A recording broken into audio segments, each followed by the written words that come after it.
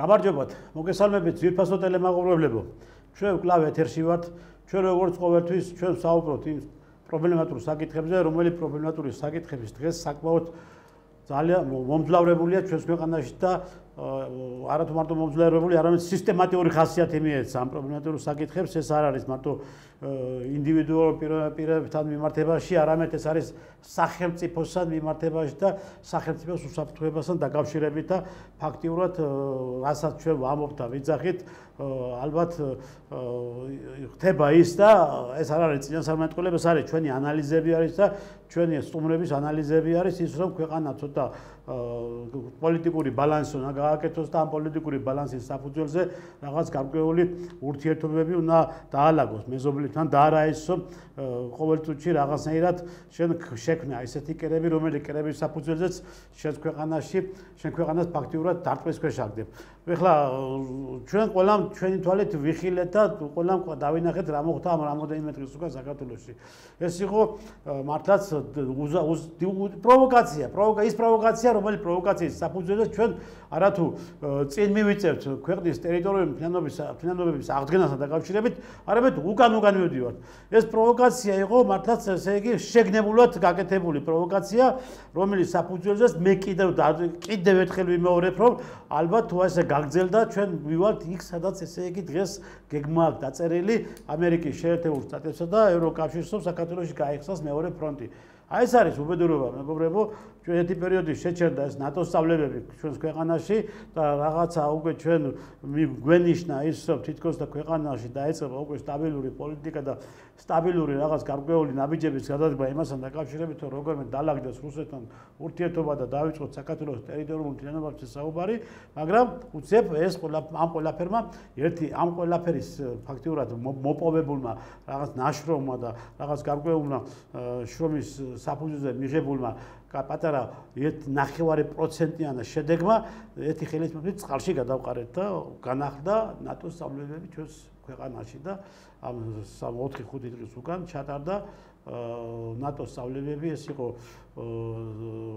კტანისის სასწავლო ცენტრში. ახლა ეს აღარ არის კტანისის სასწავლო ცენტრი, ეს არის ნატოს სასწავლო ცენტრი. ისევ დაუბრუნდა ეს სასწავლო ცენტრმა აღიდგინა თავისი ფუნქციები და ჩატარდა და განახლდა ეს სწავლებები, რომელიც სწავლებების არათუ მარტო საქართველოს იმიჯს და საქართველოს უსაფრთხოებას ურტყამს, არამედ მთლიანობაში მეზობელ ქვეყნებსაც რაღაც გარკვეულ რყევებს ადლებს, ხო? ნუ ახლა ჩვენ კარგად მოგვიცით, რომ რა პრობლემების წინაშე ვდგავართ ჩვენ დღეს. ჩვენი ტერიტორიები დაკარგული არის, როგორც სამაჩაბლო, ისე აფხაზეთი, ხო? ამას ყველაფერს ჭირდება რაღაც გონივრული პოლიტიკა და გონივრული ნაბიჯების გადადგმა. ჩვენ ვიცით ის, რომ რუსეთისთვის არ არის მისაღები ის, რომ საქართველოში განლაგდეს ნატოს ჯარების კონტინგენტი და ის მუდამ იყოს იმ მიმართულებით მობილიზებული და იმ მიმართულებით მოქმედებს, რომელიც მიმართულებაც არის რუსეთის ფედერაციის ტერიტორია, ხო? ამიტომ არის ეს პრობლემები არის იმასთან დაკავშირებით, რომ რუსეთს არ სურს, რომ საქართველოში განლაგდეს ნატოს ჯარები და რუსეთისთვის არ არის მისაღები ეს, მით უმეტეს ამ საკითხებზე ყოველთვის ჰქონდათ საუბრები და მსჯელობები და ამ საკითხებზე ყოველთვის იყო გარკვეული რაღაც მინიშნებებიც, რომ როგორმე საქართველოს ამ მიმართულებით სწორი პოლიტიკა და სწორი მიმართულება აეჩიოს. მეტმა კერაფელმა განაპირობა უკრაინაში ომის დაწყება. უკრაინა იყო სწორედ მიზეზი, უკრაინაში იყო სწორედ მიზეზი ის, რომ უკრაინა უნდა შესულიყო ნატოს შემადგენლობაში, დაიწყო მზადება ნატოს ბაზების მშენებლობა უკრაინაში, რუსეთის განსაკუთრებით აღმოსავლეთ უკრაინაში და ამასთან დაკავშირებით არაერთი გაფრთხილება ჰქონდა მიიღო როგორც უკრაინის ხელისუფლებამ, ასევე ამერიკის შეერთებულ შტატებამ რუსეთის ფედერაციის ხელისუფლების მხრიდან, რომ შეეწყვიტათ ეს მოქმედება და შეჩერებული იყო ეს პროცესები, რომელი პროცესების საფუძველზეც მიმდინარეობდა ნატოს ბაზების მშენებლობა, მაგრამ არ შეისმინეს, მათმა გააგრძელეს ეს ყველაფერი და შედეგი სახეზე არის უკვე უკრაინა აღარ არის. ამას ქვია უკრაინა აღარ არის. უკრაინა დაიკარგა უკვე და გაქრა უკრაინა. უკრაინა მარტო ტერიტორიები კი არ გაქრა. უკრაინელი ხალხის გაქრა და გააქრა სწორედ იმ ომმა, რომელი ომის დღეს სწორედ ამ მიზეზის გამო მიმდინარეობს უკრაინაში. ამიტომ ჩვენც ახლა დღეს ისევ განახლდა ეს საფრთხეები, რომელიც საფრთხეებიც იყო თავიდან და შესაბამისად შემდგომ ამ საფრთხეებმა რაღაც გარკვეული შეჩერებითი ხასიათი მიიღო, მაგრამ განახლებულმა ნატოს სწავლებების განახლებულმა ამ მთლიან პროცესმა უკვე შედეგებიც უკვე გააღვიძა და აღმოჩნდით იმ საფრთხეს წინაშე. დღეს ჩვენ ამ საკითხთან დაკავშირებით გვექნება საუბარი ჩვენ დღევანდელი სტუმარი არის ექსპერტი უსაფრთხოების საკითხებში პოლკოვნიკი ბატონი კონსტანტინე ფორჩხიძე. ბატონო, მოგესალმებით. მოგესალმებით. მადლობა მომბრძანებისათვის სტუდიაში. სწორედ როგორც ამ მიმართულებით თქვენ ხართ კვალიფიცირებული და ეს ყველაფერი ეს უსაფრთხოება თქვენ კარგად იცით და გაქვთ პრაქტიკაში კარგად ეს ყველაფერი დამუშავებული, ამიტომ მოგიწვიეთ დღეს ჩვენ ბატონო კოტე ჩვენთან სტუმრად და ამიტომ არის რომ დღეს ჩვენ საქართველოს მოსახლეობას უთხრათ და აუხსნათ რას ისავს ის რაც ეხლა ამ წუთში ეს წუთი ქვია იმას რომ რაღაც რამოდენიმე დღის უკან საქართველოში განახლდა ნატოს სწავლებები და ამ სწავლებებს ამბობენ რომ მიეცემა მასშტაბური ხასიათი. ეს როგორ წარმოგიდგენიათ თქვენ ეს კვლავ უბრუნდებით იმ საფრთხეებს, რომელიც საფრთხეების სწორედ ნატოს სწავლებებიდან მომდინარეობდა რუსეთის მხრიდან და შესაძლებელია ამ საფრთხეებმა უფრო მეტი სიღრმისეული ხასიათი მიიღოს? გასაგებია. ძალიან რთული ვითარებაა ბატონ ტრისტან, მინდა გითხრათ და რთული ვითარებაა გამოწვეულია ძირითადად იმ ნაბიჯებით რა ნაბიჯების გადადგმაც გვიწევს ჩვენ როგორც სახელმწიფოს ამ ბოლო პერიოდში. უნებრივია ეს არ არის დამოუკიდებელი ნაბიჯები და არ არის დამოუკიდებელი ასე ვთქვათ ხელისუფლებისაგან გადადგმული ნაბიჯები, იმიტომ რომ უნებრივია ხელისუფლებაც ვერ აკონტროლებს გარკვეულ სეგმენტებს დღესდღეობით და ეს ნათელი დასტურია იმისი, რომ მისი პოლიტიკაც არ არის მკაფიოდ გამოხატული ამ მიმართულებით, ხო? თუ რა საგარეო პრიორიტეტები არის დღეს ქვეყანაში და რა საგარეო პრიორიტეტების მიხედვით და რა საფრთხეების მიხედვით გვიწევს ჩვენ მასზე რეაგირება, ხელისუფლებას რეაგირება და ხალხსაც უნებრივია. ამიტომ ჩვენ უნდა გავაცნობიეროთ, რომ ოპერატიული ვითარება დღესდღეობით არის ძალზედ რთული და ეს განაპირობა სულ ცოტა ხნის წინ აზერბაიჯანში, ასე ვთქვათ, თურქული შეიარაღებული ძალების, ნატოს შეიარაღებული ძალების, მოდი ესე ვთქვათ, დიდმა რაოდენობამ, არნახულმა რაოდენობამ მე ვიტყოდი, დაახლოებით 3000-დან 5000 კაცამდეა დესანტი გადასხმული ბაქოში. ნატოს ჯარების? ნატოს ჯარების აზერბაიჯანში. ანუ თურქეთიდან. თურქეთიდან კი ბატონო, რამაც შექმნა არასტაბილური ვითარება დღესდღეობით და ფაქტიურად გააღიზიანა რუსეთი და უნებრივია ის დაიჭერს ძალიან მკაცრ პოლიტიკას, გაატარებს ძალიან მკაცრ საგარეო პოლიტიკას, მათ შორის არა მარტო აზერბაიჯანის, სომხეთის, არამედ საქართველოს მიმართაც. ის რაც მოხდა ამ დღეებში, ხო, ჩვენ რაც ნახეთ ტელევიზიით და ნახეთ თუ როგორ დახვდა მას დასავლეთის აგენტურა დროშებით ხელში ამ სამარცხვინოდ კი ბატონო ამ გადაადგილებას თითქოს და საქართველოში ასე ვთქვათ მაშველი ჯარი შემოდიოდა და ისინი აქ დარჩენას და დამკვიდრებას აპირებდნენ. ეს მიღებული იქნა, გატარებული იქნა სწორედ ასეთ, რომ აი ჩვენი უსაფრთხოების გარანტი შემოდის დღეს საქართველოში და არ იქა ტაშის ცემა, არ იქა დროშების ფრიალი, დახვედრა და ძირითადად ეს გააკეთა ოპოზიცია. მაგრამ სახელისუფლებო, ასე ვთქვათ, მასმედიის საშუალებებმაც არ დააკლეს ამას ყველაფერი და შესაბამისი რეკლამით ჩაიარა ამ ყველაფერმა, ხო? მაგრამ ხელისუფლების მაღალთანაირები არესწრებოდნენ ნაბსალებს. არესწრებოდნენ და კარგიც იყო, რომ არესწრებოდნენ, ეს არის პოლიტიკური დემარში, მინდა გითხრა. არესწრებოდა მათ შორის მე მგონი არც თავდაცვის მინისტრი, არც პრემიერი, არც მაგრამ ამას არსებით არც გენერალური სამისუფროსი არსებითად ეს ბევრ ამას არ ცვლის, იმიტომ რომ აქედან ნათლად ჩანს განზრახვები ვისა და ჩვენ უნდა პირველ რიგში გავაცნობიეროთ თუ რა განზრახვაზეა საუბარი. განზრახვაზეა საუბარი, ეს განზრახვა მიზნად ისახავს ისევ დაპირისპირების ახალი ცენტრის შექმნას კავკასიაში. მე ერთხელ მithქვავს ბატონ ტრისთან მათ შორის თქვენს ეთერში, რომ ჩვენ ნუ წარმოვიდგენთ საქართველოს დიდი ახლო აღმოსავლეთისგან მოშორებით, ხო?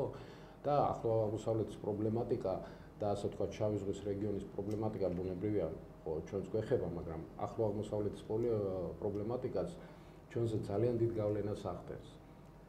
და სწორედ ეს არის საქართველოს გახლავთ დიდი ახლო აღმოსავლეთის ნაწილი, კავკასიის მთლიანი შემადგენლობიანად და ის პროცესები, რომლებიც მიმდინარეობს დღეს ახლო აღმოსავლეთში, ბუნებრივია ზეგავლენას ახდენს საქართველოსაც, ხო? ის მოთამაშეები, რომლებიც დღეს რეგიონში არიან, მათ შორის თურქეთი, რომელიც ცდილობს გახდეს ჟანდარმი კავკასიაში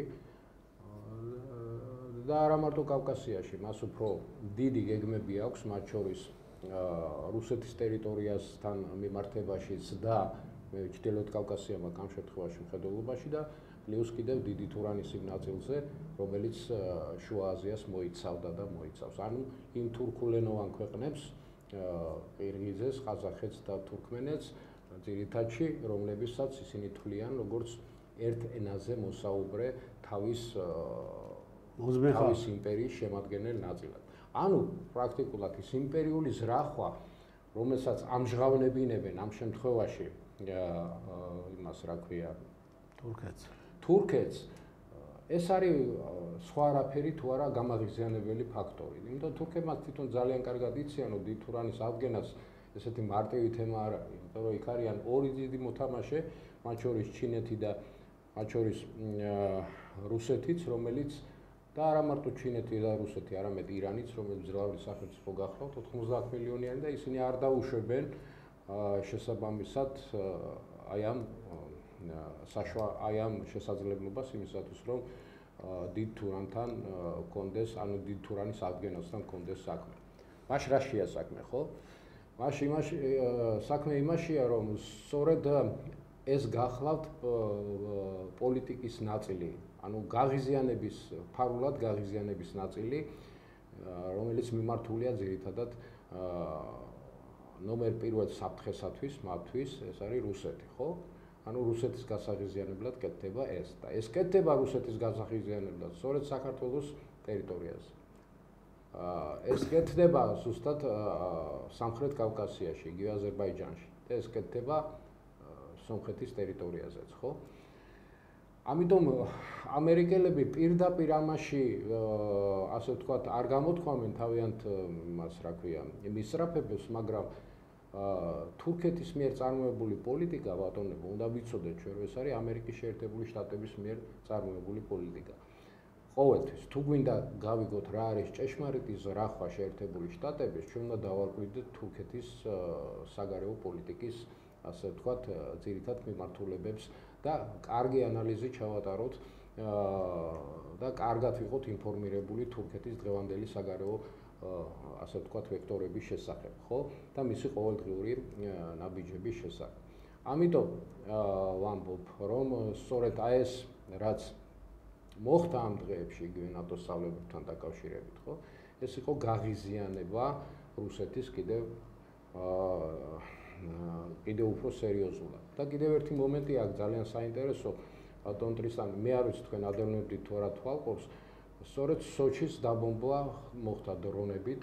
ეს საეჭოდ დაემთხვა. იმ მომენტში დამთხევა იყო. თუ ეს ერთი გეგმის ნაწილი იყო. საიდან გაჩნდა? ეს არის შეკითხვა როგორც რუსეთის მისამართით, ისევე იგივე დასავლეთი პარტნიორების მისამართით და იგივე იმესე რა ქვია, აფხაზეთის ხელისუფლების მისამართით. აფხაზეთის ტერიტორია საიდან მოხდა? აფხაზეთის ტერიტორიიდან განხორციელებული დრონებით თავდასხმა ნიშნავს აფხაზეთის მიერ რუსეთის ტერიტორიაზე თავდასხმას, ეს ერთი, ხო? კი. მეორე, აფხაზეთის ტერიტორიიდან ეს ნიშნავს რუსეთსა და საქართველოს შორის კიდევ დამატებით პრობლემატიკის წარმოჩენას. დაძაბულობების კერების შექმნას. დე ფაქტო აფხაზეთის ტერიტორიას ჩვენ თვლით დე იურე საქართველოს ტერიტორიას, ხო? ამიტომ ეს თემა არის ძალიან მკაცრი გამოძიების საგანი და ეს არ უნდა წაუყუროს ქართულმა მხარემ, მინდა გითხრათ.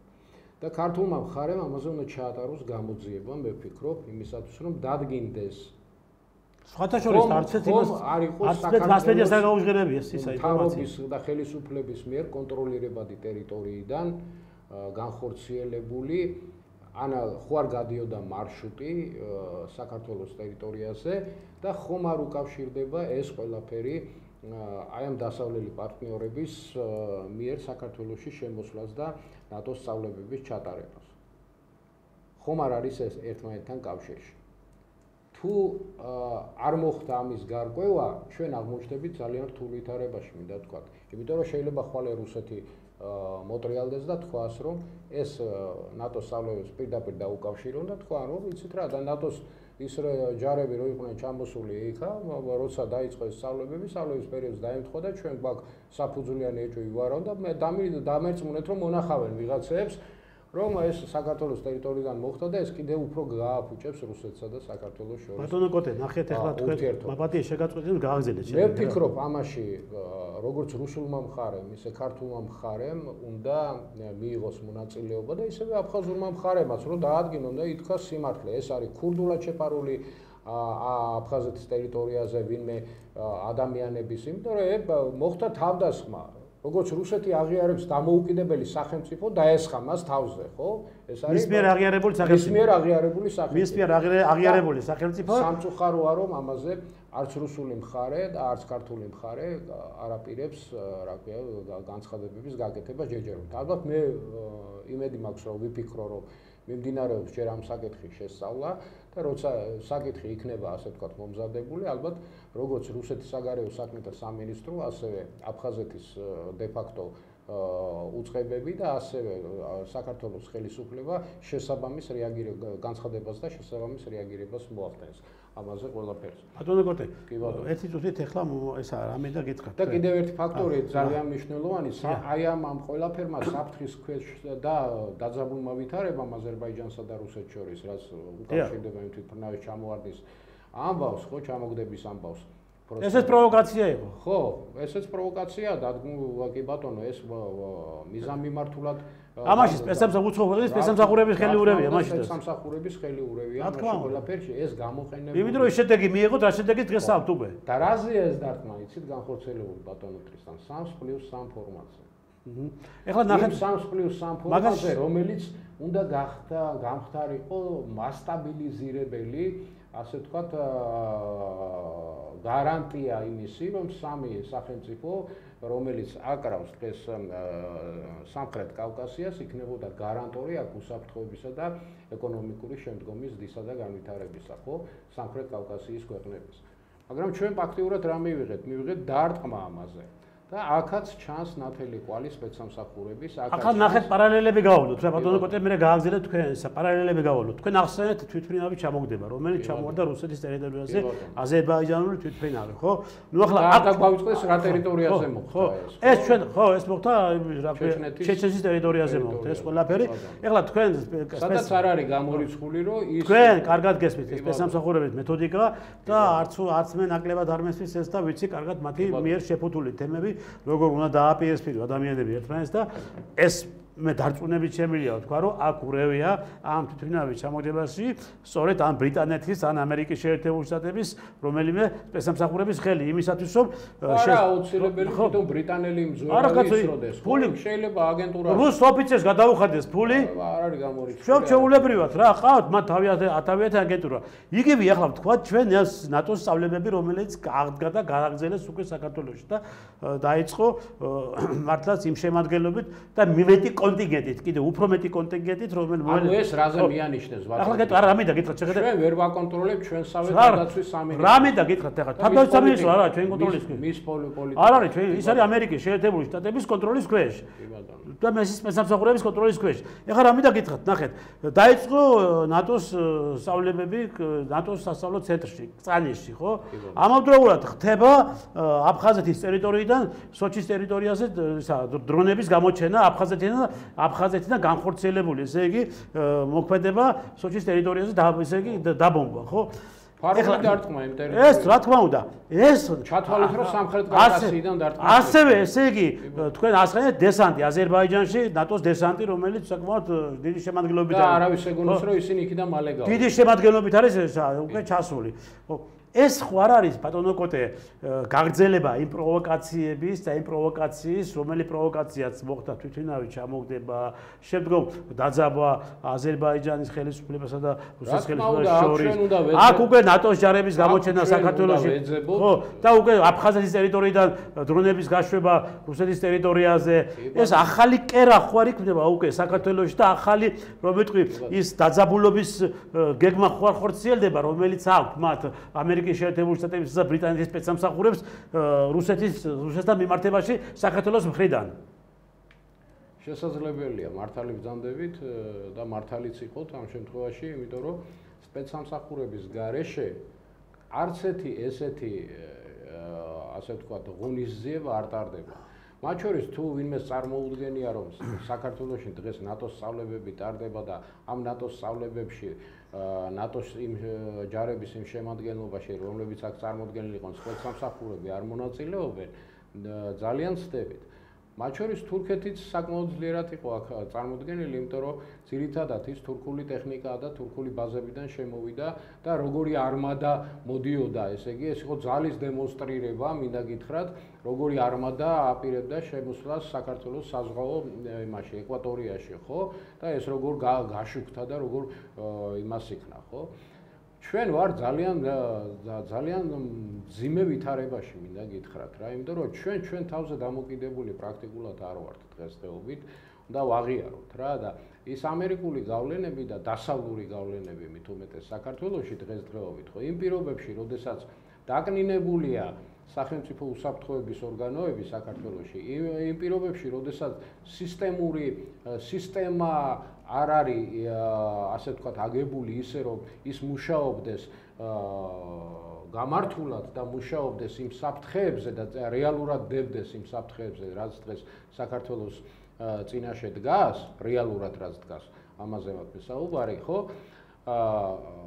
აი ეს პირობებს ქმნის ზუსტად იმისათვის, რომ შექმნას ნოყიერი ნიადაგი საქართველოს წინააღმდეგ და არა მარტო საქართველოს წინააღმდეგ, არამედ კავკასიის ქვეყნების წინააღმდეგ აწარმოონ ძირგაუმთხრელი საქმიანობა და როგორმე მიაღწიონ ეგრეთ წოდებული მეორე ფრონტის გახსნის შესაძლებლობას.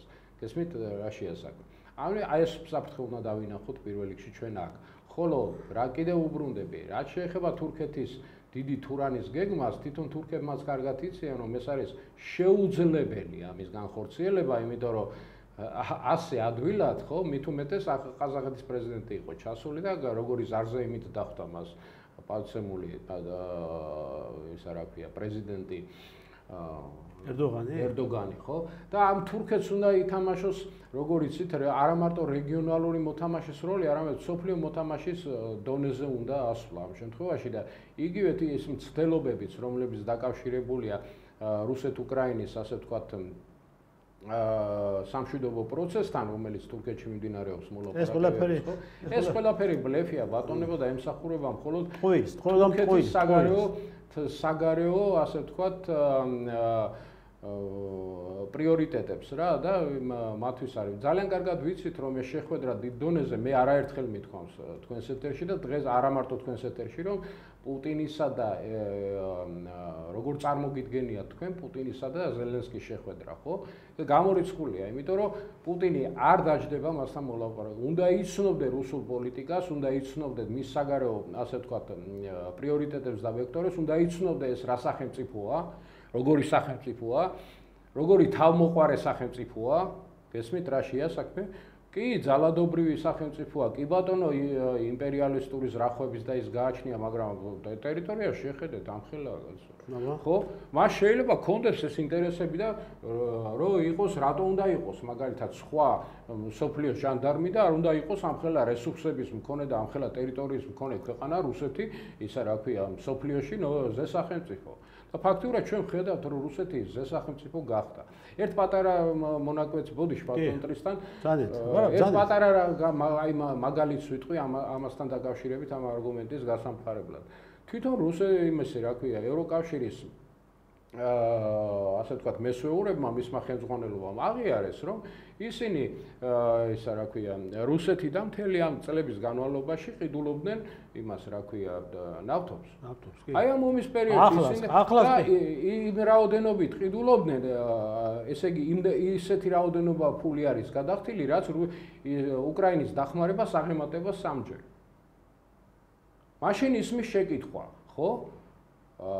რა შუაშია ეს ორმაგი სტანდარტები იმ ქვეყნებთან, ვინც ცდილობს ამას თავის პოლიტიკა გაატაროს. ამ შემთხვევაში მე სანქციების პოლიტიკაზე მაქვს საუბარი და საქართველოს ხელისუფლების, ასე ვთქვათ, პოზიციაზე მაქვს საუბარი. ხო, რა უნდათ ჩვენგან, ჩვენ რატომ უნდა დაგვეწესებინა სანქციები, თუ თვითონ აწარმოებდნენ ამხელა იმას, რა ქვია, ეკონომიკურ ურთიერთობას და თვითონვე ამდიდრებდნენ იმას, რა ქვია, რუსეთს, ხო? ამით.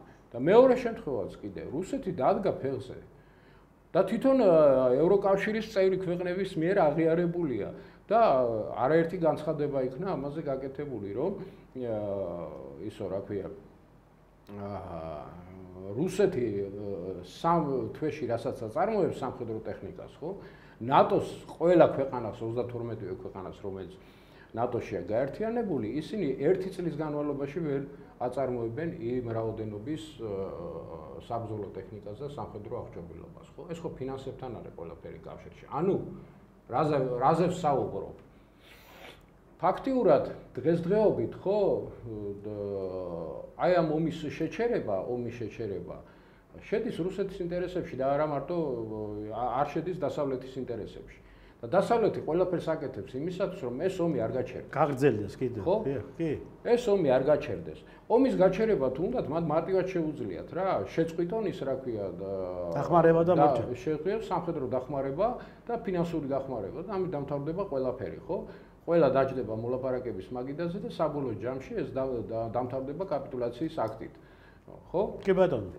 ესია წარმოდგენილი. მოდით რა ვთქვათ, აი რუსეთმა ომი წააგო. მე უყურებ ხშირად ტელევიზიას, მათ შორის დასავლეთის ასე ვთქვათ არხებს, CNN-ს და სხვებს კიდევ.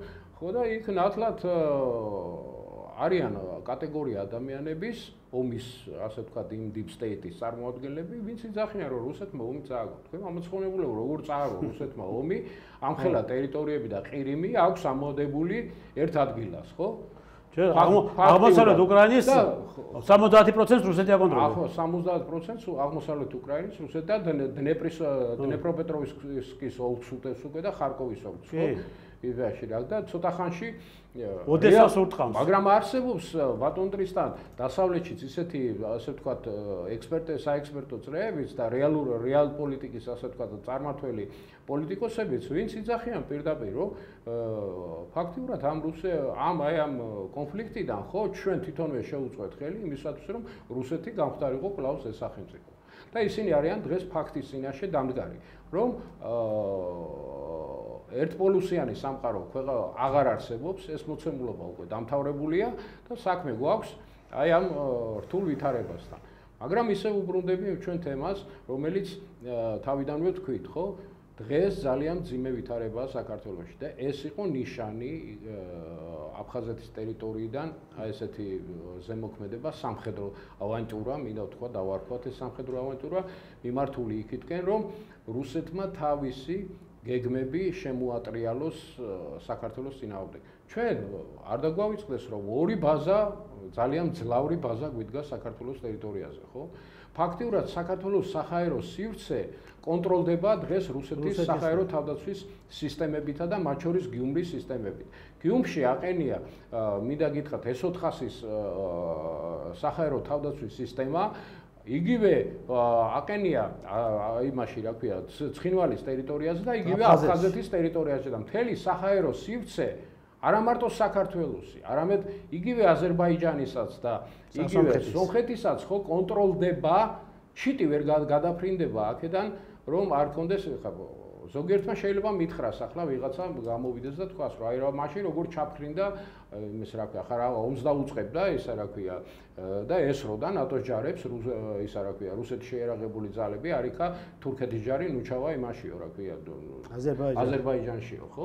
აი ესეთი რეალური ვითარება და კიდევ რეზიუმე რო გაუკეთოთ ამას ყველაფერს ბატონ ტრისტან. ეს არის მიმართული 3+3 ფორმატის ჩასაშლელად. და საქართველოს ამიერკავკასიაში არასტაბილური ვითარების კიდევ უფრო გასამძაფრებლად. და ამ შემთხვევაში მე მინდა ხელისუფლებას მოუწონო და ვთქვა, რომ ხელისუფლების ნაბიჯი იყო ზომიერი, ძალიან ზომიერი ნაბიჯი იყო, ის რომ თავდაცვის მინისტრი ფაქტიურად არ ესწრებოდა ამას, იყო პოლიტიკური დემარში, იგივე ამ ცნებთან დაკავშირებით და ჩვენ მომავალშიც უნდა ვიფიქროთ, ხო, როგორც ლუგარის ლაბორატორია იქნა გატანილი აქედან, ისევე ეს სასწავლო ცენტრი საქართველოს არ ჭირდება. თუ არ ვიღებთ ნატოში, ბატონებო, არც არავით არის ის რა ქვია, სასწავლო ცენტრი არ უნდა არსებობდეს საქართველოს ტერიტორიაზე. წაიღეთ სადაც გინდათ, ვისაც იღებთ ნატოში და ვისაც ამდენი წელიწადი არ გილოდინებინათ, არ ალოდინეთ, აი იმ ქვეყანაში დადგით და ასწავლეთ ისა რა ქვია, და კარგად დავინახეთ თქვენ როგორ ომობს ისა რა ქვია ფაქტიურად თქვენი ნატოს ჯარები. ასაგებია. ახლა ესე იგი ბატონო კოტე, ნახეთ ახლა სწორედ თქვენ ძალიან სწორი ის გააკეთეთ, შეფასება გააკეთეთ აი ამ ნატოს რაღაც გარკვეული კონტინგენტის სწავლებასთან დაკავშირებით. მართლაც ახლა ჩვენ ვართ უდიდესი საფრთხის წინაშე და ეს საფრთხე სერიოზული საფრთხე არის, რადგან აზერბაიჯანში ნატოს დესანტი იმყოფება. Pașinianis უკვე მისი ესეთი ერთი ადგილის თამაში ჩვენ კარგად ვიცით, ხო? აქ საქართველოში აგერ ნატოს სწავლება განახლდა.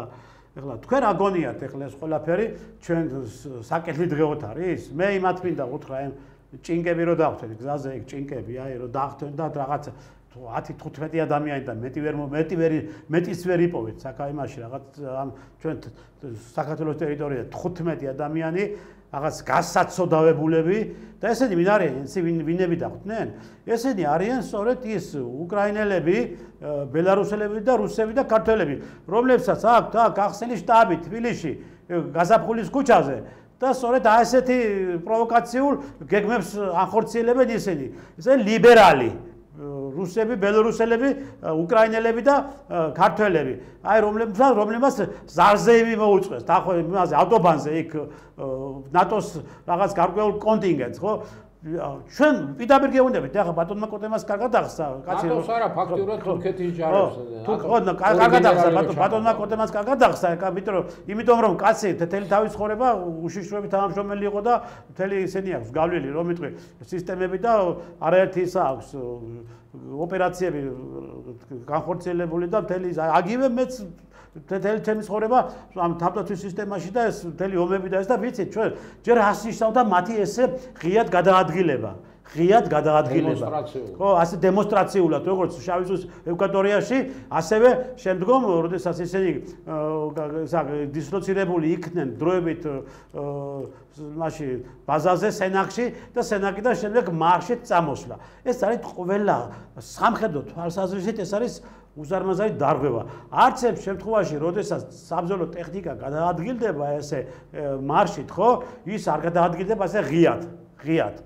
შემდგომ ძიმე ტექნიკა ყველა გადაადგილდება სპეციალური ლაფეტებით და არის შეფუთული ის, რომ მოწინააღმდეგე მხარემ დაუშვათ არ აღმოგაჩინოს და არ გააკონტროლოს შენი გადაადგილების ადგილი. ხო? ამიტომ ეს იყო ყველაფერი პროვოკაცია იმისთვის, რომ დაანახეს რუსულ მხარეს, გააღეზიანეს რუსული მხარე, ასევე გააღეზიანეს აგერ ავტობანიდან რამოდენიმე კილომეტრით რომ არის მოცილებული რუსული ისინი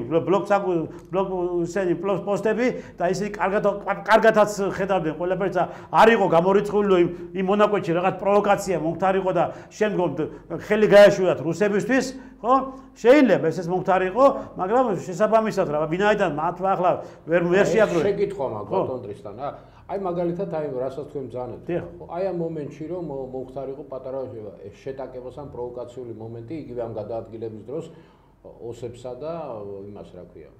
ნუ ვიტყვით რუსებს, ოსებსა და აი ამ ნატოს ჯარებს შორის.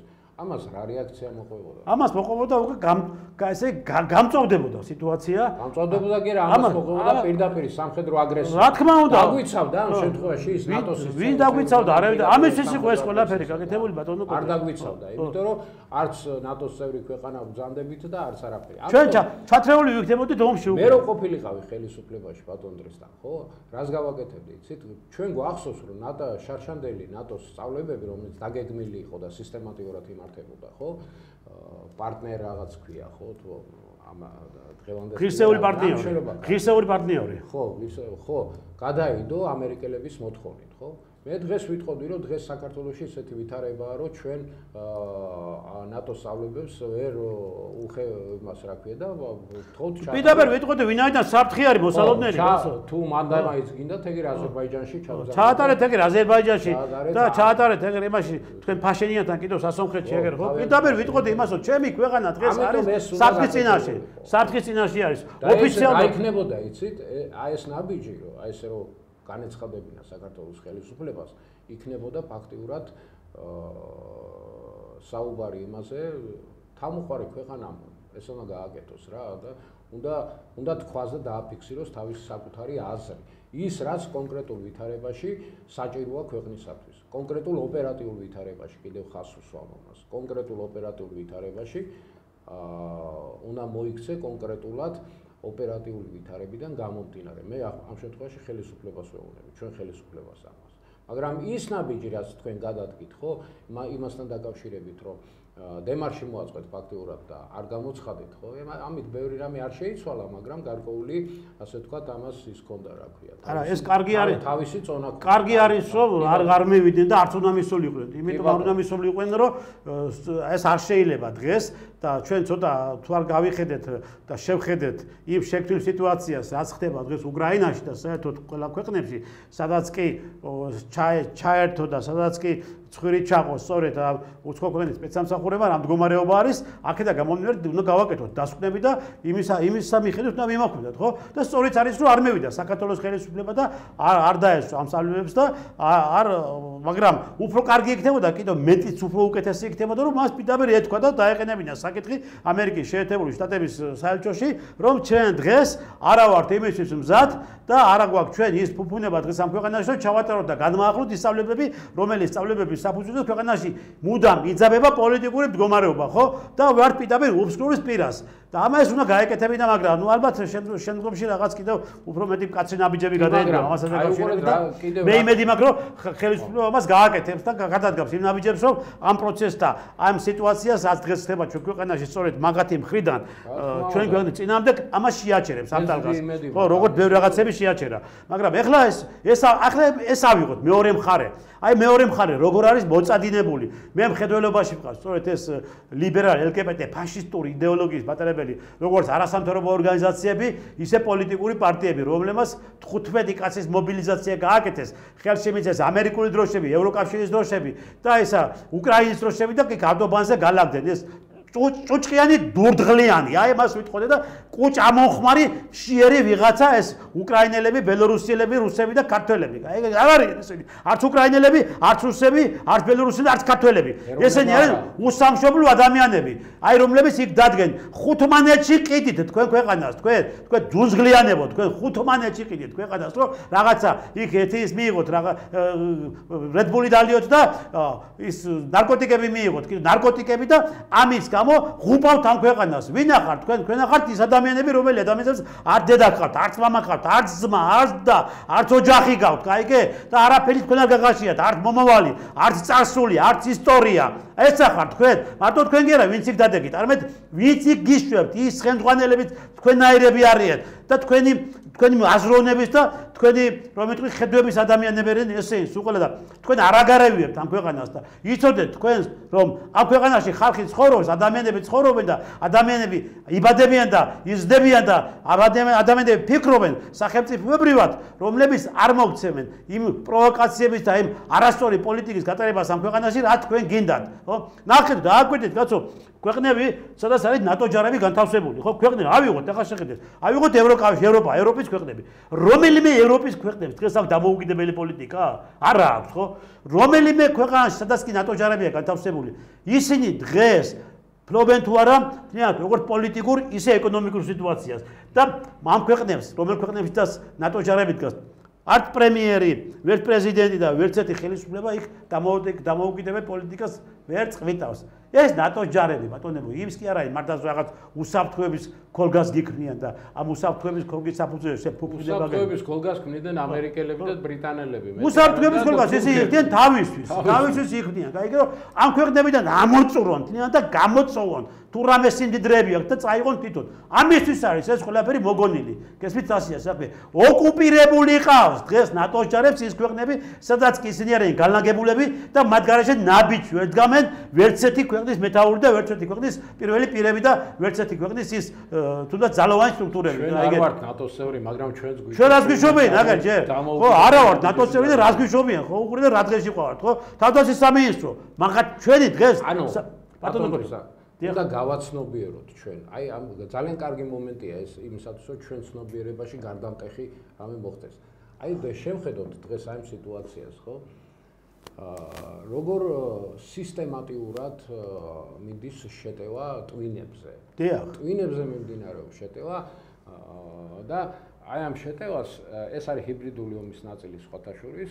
ამერიკის სპეცსამსახურები ძალიან კარგად ფლობენ ამ ხელოვნებას, მინდა გითხრათ და ისინი ძალიან, ასე ვთქვათ, მიზანმიმართულად ანხორციელებენ ადამიანების ტვინებზე შეტევას და მათ ხელში პირდაპირ არის მასმედიის საშუალებები და ის დაქირავებული აგენტურა, რომლებიც ჩაბუდებული არიან წლების განმავლობაში, ნაყიდი ყავთ, გადაბირებული ყავთ და გადაბირების საინფორმო არსებობს, ბატონებო, მინდა გითხრათ, ეს არის იდეური პოლიტიკური საფუძველი, რომელიც ამ კატეგორია ხალხს არ გააჩნია, იმიტომ რომ ისინი პოზიციებს იცვლიან ყოველ დღე. მე ვიძახი ახლა იმ მედია საშუალებებზე, ხო?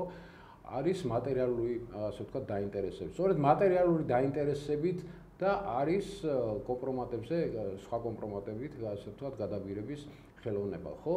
მაგრამ დღეს ის კომპრომატებს ნაკლებად უფრო მატერიალური დაინტერესებით იქნა ეს ხალხი ჩათრეული აი ამ აგენტურულ ქსელში, მინდა გითხრათ და ისინი ეწევიან მიზანს. მათ კომპრომატებს ისინი ირჩევიან ამის ნათელი მაგალითია. აი ეს გადაცემები როა ეს კონტექსტები და რაღაცეები და ეს ყოველდღიურად რო ისა რამის უკვე მოსკოვში ჩაიტანა დროშა და კრემლზე აღმართა იმისი ნატოს და პუტინის კაბინეტში და პუტინის კრესლზე. ხო, არ მინდა ამ სუბიექტზე საერთოდ ლაპარაკი ეს ძალიან ტანკების დათვა როგორ ისიან ტანკების დათვა? ხო, ტანკებს ითვლიან კიდე გადასარევად მინდა გითხრათ, იმიტომ რომ ამდენი ყავდა და ბატონებო ტანკებს ნუ კი ითვლით. ანუ ევროკავშირის იმ ხელმძღვანელობას განცხადებები წაიკითხეთ, სადაც ნათლად არის ხედავ, რომ რუსეთი აწარმოებს 3 თვის განმავლობაში იმდენ იმას სამხედრო აღჭურვილობას, რასაც ნატოს წევრი ქვეყნები წელიწადში. ეს ჩემი და მოგონილი და რუსეთის განცხადებები კი არ არის.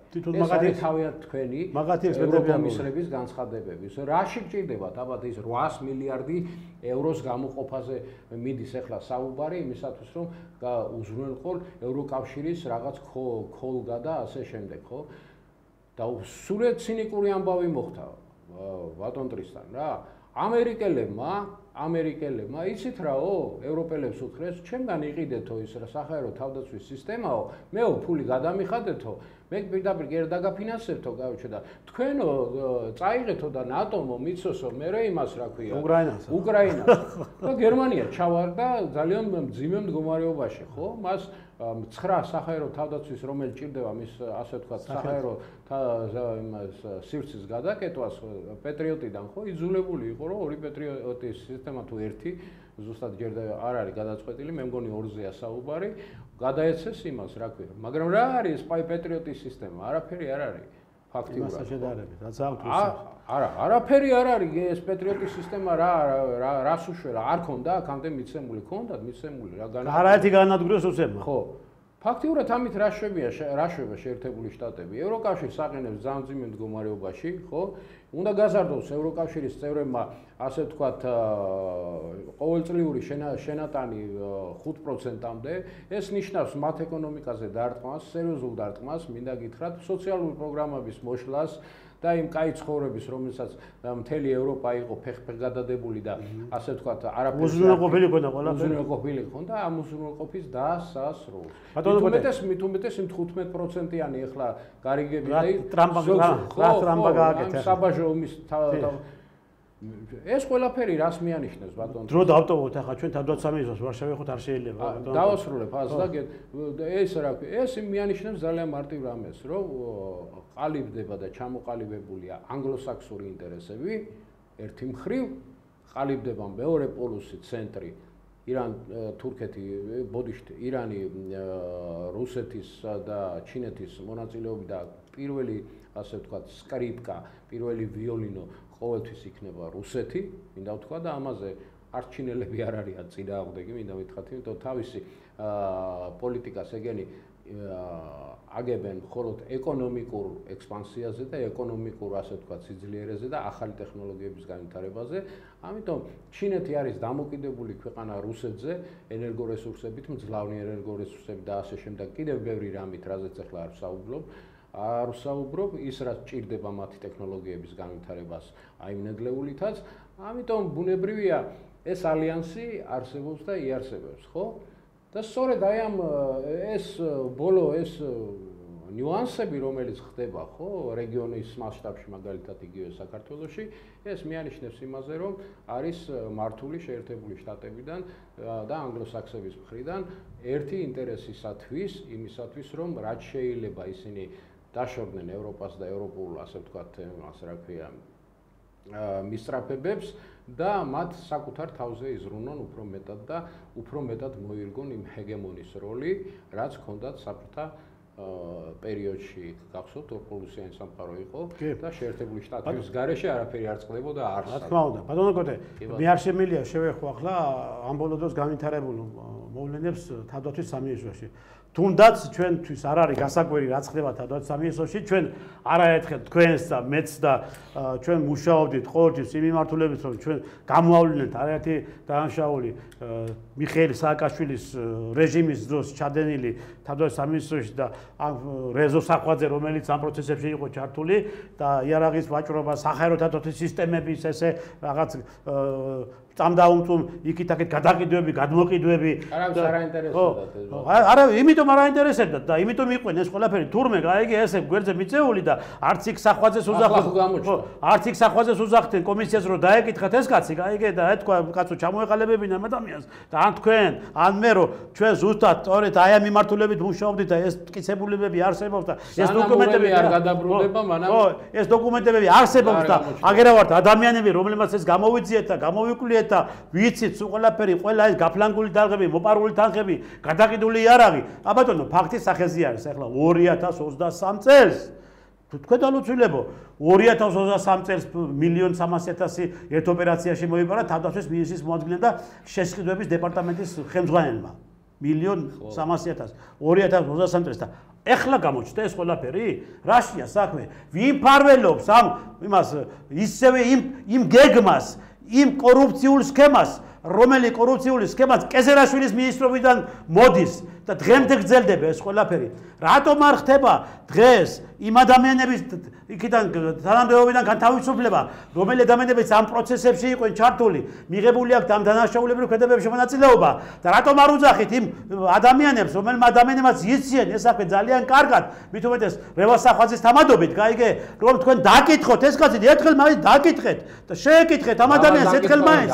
ხო, რომ რა მოხდა, რა დანაშაული იყო ჩადენილი და თქვენ ვერ გავიგე, მე ასე გინდათ ძალიანობაში. ბატონ დავით ქართველიშვილის როგორც მომწერა მე პირადად. ბატონო კოტე, რა მინდა გითხრათ ახლა მე თქვენ ნახეთ 2023 წელს 1.3 გაიბლანკა თავდაცვის სამინისტროში. დღეს გამოჩნდა ეს დანაშაული. აი, რა სიმანიშნებელია ეს, რა არის? ამერიკის შეერთებული შტატები აკონტროლებს თავდაცვის სამინისტროს. ეს არის მანიშნებელი იმის ბატონ ტრისთან, რომ სისტემა საქართველოში არ მუშაობს, მოშლილია. არ არსებობს ასე ვთქვათ, მაკონტროლებელი ორგანო, რომელიც გააკონტროლებს აკონტროლებს შესყიდვების სამსახურს. ვინ უნდა გააკონტროლოს ეს? ვინ არის ეს მაკონტროლებელი ორგანო? ახლა ამჟამად ეს არის სამხედრო პოლიცია, მაგრამ სამხედრო პოლიცია რახან ექვემდებარება თავდაცვის მინისტრს, ხა მინისტრი თავისი მაშინ ხო არ მოჭრის თავს არა? ეს ხო კონტროლდებოდა ადრე? ადრე ეს იყო ყველა ქვეყანაში ესეა და მათ შორის იმ დასავლურ ქვეყნებშიც ესეა. სამხედრო კონდაზვერის სამსახური არის ის სამსახური, რომელიც უნდა აკონტროლებდეს შეიარაღებულ ძალებში მიმდინარე პროცესებს, მის ბრძოლის უნარიანობას, მის შეღწევადობის წინააღმდეგ, ძირგაუნთხების შეიარაღებული ძალების წინააღმდეგ ძირგაუნთხელი საქმიანობის თავიდან აცილებას, აღკვეთასა და დროულად გამოვლენის საკითხებს, ჩემო ბატონო, ეს საქართველოში არ არსებობს. რატო არ არსებობს? იმიტომ რომ გააუქმეს ამერიკელების მოთხოვნით, გააუქმეს დასავლეთის მოთხოვნით.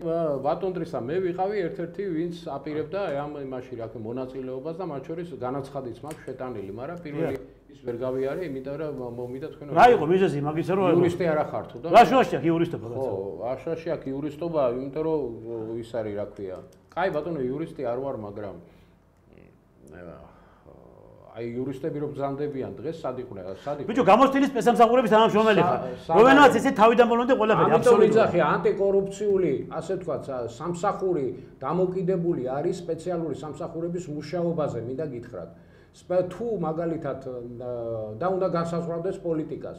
ხოლო ოპერატიულ მუშაობას თუ ანტიკორუფციულ ბიუროს შექმნი და მას არ ექნება ოპერატიული საქმიანობის უფლება, ასეთი გინდა შეგიქმნია და გინდა ნუ შეგიქმნია. ამაზეა საუბარი. დღეს ფაქტიურად ეს არის კორუფციის ფაქტი, მინდა გითხრათ. მე რა მინდა გითხრათ? ძალზე სერიოზული კორუფცია. მე რა მინდა გითხრათ? 2023 წელს არის დანაშაული ჩადენილი. ხო, და გამოვლინდა ახლა. ეს ვინ? ესე იგი ვიღაცა ფარველობდა ამ დანაშაულს, ხო? და კორუფციის ფაქტია ეს რაზეა საუბარი, ხო? ვინ ფარველობდა? ხო უნდა იყოს გამოვლენილი ეს. ან დასავლეთის საელჩოს არ უნდა და ვიღაცებდა. ამერიკის შეერთებულ კარგად არის ეს თემა შესაძლოა. ევროპის საელჩოს არ უნდა და კარგად არის. უნდა შეისწავლონ. კარგად არის ეს თემა. იქ დარწმუნებული ვარ, მილიონი რო იპოვეს, კიდე 1, 2 და 3 და 9 მილიონს კიდე იპოვიან. ან უნდა მიიყვნენ, ეს უნდა გახდეს საფუძველი იმისი, აი ეს ფაქტი, რომელიც მოხდა და რომელზეც მადლობა მინდა უთხრა ბატონ ირაკლი კობახიძეს და აი ისა რა ქვია დღევანდელ ხელმძღვანელობას სუსის რომ ოხანაშვილს ხო ასე ოპერატიულად იმოქმედეს და გააკეთეს ეს ყველაფერი მაგრამ ბატონებო კიდევ გიმეორებთ აუცილებელია სტრუქტურაში სახელმწიფო უსაფრთხოების სამსახურში შეიქმნას ისევ დეპარტამენტის დონეზე სამხედრო კონდაზვერის და უნდა გამოეყოს კონდაზვერას, იმიტომ რომ მას კონდაზვერასთან კონდაზვერამ სამოქალაქო აკეთოს ის რაც უნდა სამხედრო კონდაზვერის დეპარტამენტი, რომელმაც ოპერატიული მომსახურებაში უნდა აიყვანოს, როგორც იყო ეს ადრე, და ოპერატიული მომსახურება ნიშნავს აგენტურულ ოპერატიულ საქმიანობას შეიარაღებულ ძალებში და შესაბამისად ოპერატიული ვითარების განსაზღვრას თუ რა არის ქვეყანაში და ბრძოლის უნარიანობის საკითხების შესწავლას. აი ეს უნდა გააკეთოს პირველ რიგში. და გასაკეთებელი რაც არის, ეს არის ნომერ პირველი საფრთხე, იმიტომ რომ ამ ფაქტმა თვითონ დაგვანახა ეს. ამაზე ჩვენ წინა გადაცემებში ვისაუბრეთ ბატონ ძვისთან და ზუსტად აგერა გიხდა ყველაფერიო. კი ბატონო, დავდექით ფაქტის წინაშე. ბატონო კოტე, ესე იგი ჩვენი დრო უკვე იწურება. ძვირფასო ტელემაყურებლებო, ახლა თქვენ ნახეთ რა, როგორ ესე იგი ფაქტის წინაშე დადგა დღეს დღევანდელი ხელისუფლებას და ის ადამიანები, რომელი ადამიანების გინდა აი ამ შეფრთხილ მდგომარეობას სწორ ანალიზს უკეთებს. ჩვენ არაერთხელ ვამბობდით და ვამბობთ და ვიძახოდით მაგას რომ თავდაცვის სამინისტროში არის ჩანერგილი დივერსანტები ნაციონალების ბუდე. ეხლა 2023 წელს პირდაპირ თქვა უცხო ქვეყნის აგენტურა. აბარა უცხო ეს ამერიკის შეერთებული შტატების საელჩომ იმ ოფიცერმა სპეცსამსახურების ოფიცერმა ეს არიცოდა რაც ხდებოდა თავდაცვის სამინისტროში და ეს კორუფციული სქემა რომელიც მიმდინარეობდა კესელაშვილის მინისტრობიდან და დღემდე რო გრძელდება უკიდე ვამბობ გენერალიტეტი რომლებიც იქ ყავთ სააკაშვილის ისინი რო იყო ყურმოვჭი ლიმონები ზოგი სარგლობად ყავთ დანიშნული და ზოგი მათ ესენი არიან სულ ყველა დღეს გაიგე რომლებიც ამ დანაშაულს ჩადიან გაწმინდეთ თავდაცვის სამინისტრო მარტო მინისტრის მოადგილე და ის იყო შესაძლებელი დეპარტამენტის დირექტორი ავღანურ ნარკოტიკების ტრაფიკზე კი ბატონო მაგაზე საგევისაუბრებ ჩვენ მარტო ეს ორი ადამიანი იყო თავდაცვის სამინისტროში ჩართული ამ სქემაში როგორ გეკატრებათ მე კარგად ვიცი ეს სისტემა და ბატონმა კოტემ კარგად იცის კიდევ ეს სისტემა და ვიცი თუ რა ჯაჭვისებური ის ხოდა მაგას რეაქცია ყველაფერს და და როგორ გაყვება თუ კი დაიწყება სწორი გამოძიება, ხო? მარტო 1 და 2 ადამიანზე კი არ მიხვალთ. 10 და 15 ადამიანზე მიხვალთ. მიადგებით ამერიკის საელჩოს, მიადგებით ევროკავშირის საელჩოს, მიადგებით ბრიტანეთის საელჩოს, და მიადგებით იმ სარდლობას, რომელიც სარდლობას მიხეილ სააკაშვილის პრეზიდენტობის დროით ამოდის დღეს თათვათვის სამინისტროში. და ამას მიხედეთ ყველაფერს და გაწმიდეთ ეს სისტემა თუ არა. იცოდე კიდევ მოვა დრო და ერთვენია დღეს ისეთი რაღაცა იფეთქებს, მე თან გადაყვებით თქვენ ამას და ხალხი არ გაპატიებთ და თუ თქვენ ვერ ამყარებთ წესრიგს ამ ქვეყანაში, ხალხი დაამყარებს წესრიგს და მე ძალიან გვიანი იქნება. დიდი მადლობა რომ გიყურეთ, კარგად ბრძანდებოდეთ. მადლობა.